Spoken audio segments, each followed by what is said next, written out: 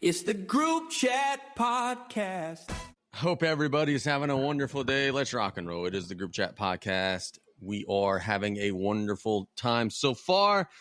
We've got all sorts of stuff to talk about. South Lafourche plays their 9th regular season game tomorrow. Let's talk about it. Josh Mack, 1 touchdown away from breaking the great Bobby J's record. At that point, he's going to hold every record in the South Lafourche quarterbacking history book.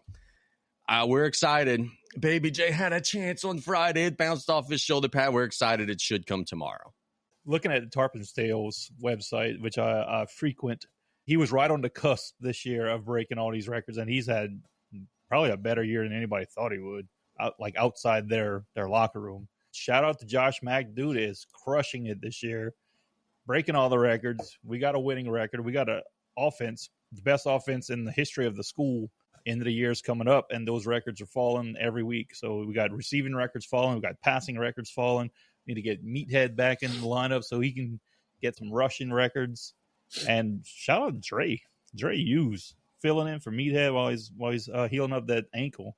Dre is absolutely killing it out there. Hey, he's fast, bro. When he gets in the open field, I'm so used to South Lafourche skill guys catching passes or running and kind of like getting caught from behind by the city speed. It is a lot of fun to see separation in the open field. He's got that 4-4 working, and he's tough, man. We will get Meathead back tomorrow. He's on a pitch count. Senior day, they want him to get, kick some of that rust off, get back in the lineup. Tarpons are getting Jack Castaneda back tomorrow. Tarpons are getting Braxton Petrie back tomorrow. So it should be 100% health for South Lafourche. Knock on wood that it stays that way against Ellender. Ellender's better than Morgan City is, but they're not, barring the Tarpons just laying an absolute egg. They shouldn't be a threat to get victory in the game, but it's the Tarpons' job to put it away early, and you don't want to play around and give them hope, whatever, because they're going to have some athletes. You should be able to put them away early, and hopefully that's the case. Can I make one request? What's that? South Lafourche, take it easy. That second half of the game last week against Morgan City literally lasted 20 minutes. We wait all week for this Friday night game. The first half took, about an hour. Second half took literally 20 minutes. Running clock. They didn't stop the clock. Well, for a touchdown. Clock's running. A minute later, we go to kickoff. Clock's running, and literally lasted 20 minutes. Not to, but I agree with what you just said. Can Ellender agree to play a full game unlike Morgan City? But South Lafourche didn't put it into running time. Morgan City just asked for running time. But did they ask for super fast forwarded running time? Because I've never seen the clock just run through every little change of. Yeah, you're right. It was a good night to be recording on an iPad outside of the press box, freezing your ass off because we were out of there early. And we were home at 10 o'clock for a 7 o'clock game in Morgan City. I break records out here, bro. Yeah, usually I could come home from practice on Friday nights and catch at least the second quarter or middle of the third. I think the game was over by the time I got home. It's weird. It was weird. We have records to break.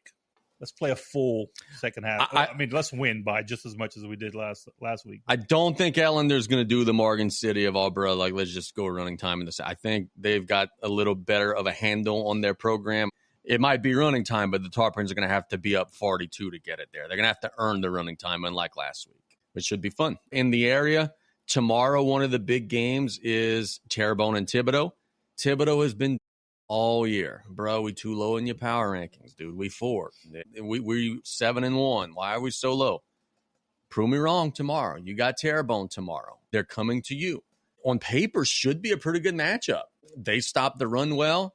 They ain't had to face Quincy Adams yet, but they stopped the run well. It should be a pretty good matchup. I'm very interested to see. Thibodaux got a chance tomorrow to shut me up, but if they don't, guess what? I'm not one to say I told you so, but I'm going to probably be saying I told you so. Yes, you are. That's why we're friends. Either way, go Tigers.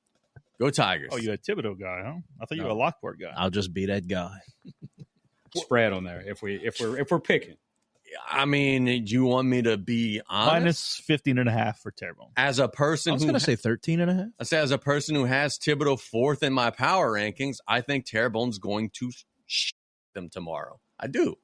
I think they're the better team. They're the more talented team. Just my opinion. I'm not here Nick's giving kiss facts. of death. Pick of the week. Terrebonne blew out Hanville. Hanville beat Thibodaux decisively. I mean, if you just kind of dot the I's and cross the T's, I think it's going to be Terrebonne, and I think they're going to win by quite a bit. Bulletin board material. We're not saying Thibodaux's a bad team. No, we're saying Terrebonne's a great team. Terrebonne's got a chance to go to the Dome. Tommy, I know you usually don't say a whole lot in the high school segment because you don't follow super close to local high school stuff, but in your neck of the woods, John Curtis and Edna freaking Carr on Friday. Maybe the two best teams in the state, maybe the two best teams in the Southeast. That's a ginormous game this weekend. It is. Cars look good. I know Easton hung with them for a little bit last week. I didn't catch the final score, but I know it ended up being pretty bad. Curtis wasn't supposed to be highly ranked this year, but they're playing good. I get a little concerned in that they play maybe too conservative. I know that might sound a little cliche because it's Curtis and they run the same 6 plays all the time. It's on Halloween. I don't know how that'll affect the crowd and any of that, but yeah, big time game. It's for number 1 in the Catholic League. I don't see either of those teams probably losing a game, barring an upset in any other way. So could go both ways. I think Carr's just they're awesome. I don't see Curtis hanging with them for 4 quarters. Look, I'll go ahead and say it, and if it offends people, whatever. Edna Carr does a lot of the stuff that John Curtis gets accused of doing. They are in New Orleans. It's an open enrollment school. And whether it's by coercion or whether it's just by habit, the studs go to Carr now. And they've got a stockpile of talent. And boy, are they good. They have not lost a game in a long time. And I like you, Tommy, I agree. I think it's going to be an uphill climb. Not impossible. If Curtis could control the clock, keep the ball away, sure, they got a shot. Not impossible, but it is going to be an uphill climb for Curtis tomorrow for sure. Curtis is young. So like I said, they didn't have the greatest year. They won some games last year. Yeah, I was waiting for it. They're playing better than their potential, but like I said, I've watched more than a few games this year. I've been to a couple, and they find ways to keep the game closer than it should be, and you can't do that with a team like Carr. Yeah. And the Carr is going to say, Curtis, what you doing on my schedule? You don't belong on this schedule. You can't play with us. Could be the case. Where are they playing at? The Zephyr Field or? Tommy would know. I actually don't know because I'm going to try to be a good dad. It's either going to be in Zephyr Field or Tag Ormley. Breaking news. Everyone who goes to a high school football game Friday is a bad dad. Correct. That's why I was out carving pumpkins until about 6:45. Oh, it's just a now. Friday game. It's a Friday. Yeah, they are playing on Friday. I got you, Tommy. Yeah, come on now. We got Destrehan and Hanville on Friday. They got some games on Friday in the area, but not many. Most of them have moved to Thursday to avoid having everybody be accused of being bad fathers by Tommy. We want to thank all of our sponsors: Buzz Off Mosquito Control, Down South, Cards and Bats, Lafourche Concert and Events Club, DTB Clothing, Riley John's Blue Boot Foundation, Martin's AC and Electric, Neil's Small Engine. If you need a lawyer, you better call Bado Performance Automotive and Accessories. And, of course, last but not least, our sponsor of our Mount Rushmore, Precision Agri Spray. We thank them so much. And that's all for us tonight. Hope everybody enjoyed tonight's show. We will be back next week. I don't know that it'll be as crazy of a week as this past week was, but if it is, we'll be ready for it. You guys have a safe and wonderful weekend. And as always, go Tarps, and God bless America.